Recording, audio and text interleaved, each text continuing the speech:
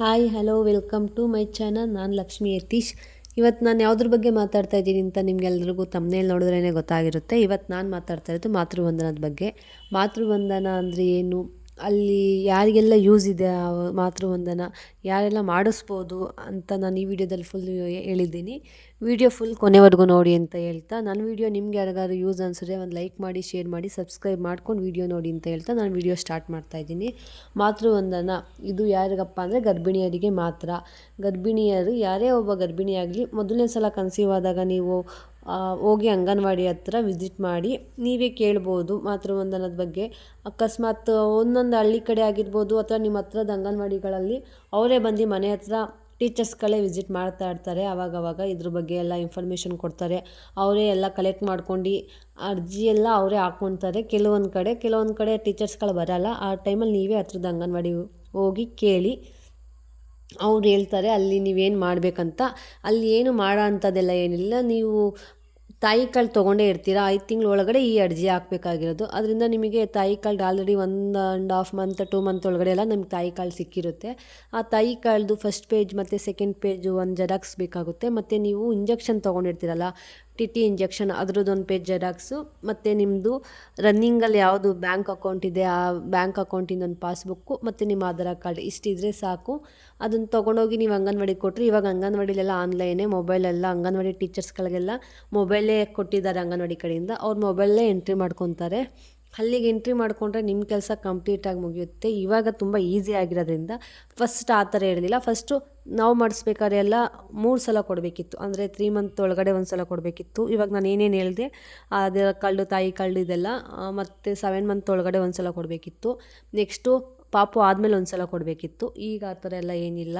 A1 ಅಂತ first ಒಂದು ಸಲ ಏನು ತೊಗೊತಾರೆ ಅಷ್ಟೇ ಕಂಪ್ಲೀಟಾಗಿ, ಇನ್ನೊಂದು ಸಲ ಅವ್ರೇನು ಕೇಳಲ್ಲ. ಇದು ನಿಮಗೆ ಮಗು ಆದಮೇಲೆ ಬರುತ್ತೆ. ಅದು ಯಾವ ಥರ ಬರುತ್ತೆ ಅಂದರೆ ನಿಮ್ಮ ಕಂತಿನ ರೂಪದಲ್ಲಿ ಬರುತ್ತೆ. ಅದೃಷ್ಟ, ನಿಮ್ಮ ಲಕ್ ಚೆನ್ನಾಗಿದ್ದರೆ ಒಂದೇ ಸಲ ಕೂಡ ಅಮೌಂಟ್ ಬರ್ಬೋದು. ಅಕಸ್ಮಾತ್ ಒಬ್ಬೊಬ್ಬರಿಗೆ ಹೆಂಗೆ ಬರುತ್ತೆ ಅಂದರೆ ಒಂದು ಸಲ 2,000, ಇನ್ನೊಂದು ಸಲ 2,000, ಫೈನಲಿಗೆ 1,000, ಇಲ್ಲಾಂದರೆ ಒಂದು ಸಲ 3,000, ಒಂದು ಸಲ 2,000 ಈ ಥರ ಬರುತ್ತೆ. ನೀವು ಕಾಯಬೇಕು.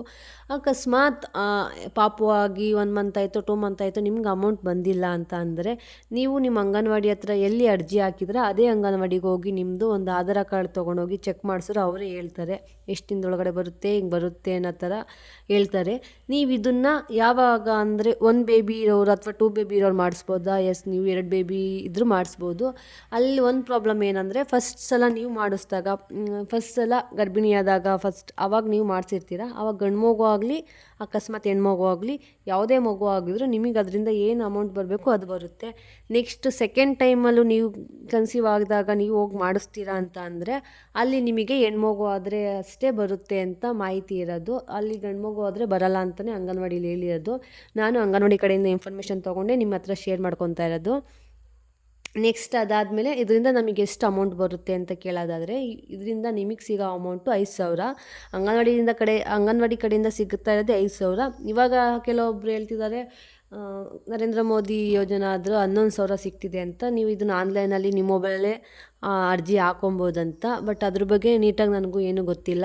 ಅದ್ರ ಬಗ್ಗೆ ನೀವು ನಿಮ್ಮ ಅಂಗನವಾಡಿ ಹತ್ರ ಹೋಗಿ ಕೇಳಿ ವಿಚಾರಿಸ್ಕೊಂಡು ಮಾಡ್ಕೊಳ್ಳಿ. ಇಲ್ಲ ಅಂದರೆ ಇದು ಅಂಗನವಾಡಿಗೆ ಇಷ್ಟು ನೀವು ಕೊಟ್ಟರೆ ಕಂಪ್ಲೀಟಾಗಿ ಇದರಿಂದ ನಿಮಗೆ ನಿಜವಾಗ್ಲೂ ಹಣ ಬರುತ್ತೆ. ಅದು ಬಿಟ್ಟು ನೀವು ಆನ್ಲೈನೆಲ್ಲ ಹಾಕಿ ಅದರೊಳಗೆ ಸಿಗುತ್ತಾ ಇಲ್ವೋ ಗೊತ್ತಿಲ್ಲ. ಅಕಸ್ಮಾತ್ ಇದರೊಳಗೂ ಹಾಕಿ ಅದರೊಳಗೂ ಹಾಕಿ ಎರಡರಲ್ಲೂ ಬರುತ್ತೆ, ಒಂದೊಂದ್ಸಲ 2 ಬರಲ್ಲ.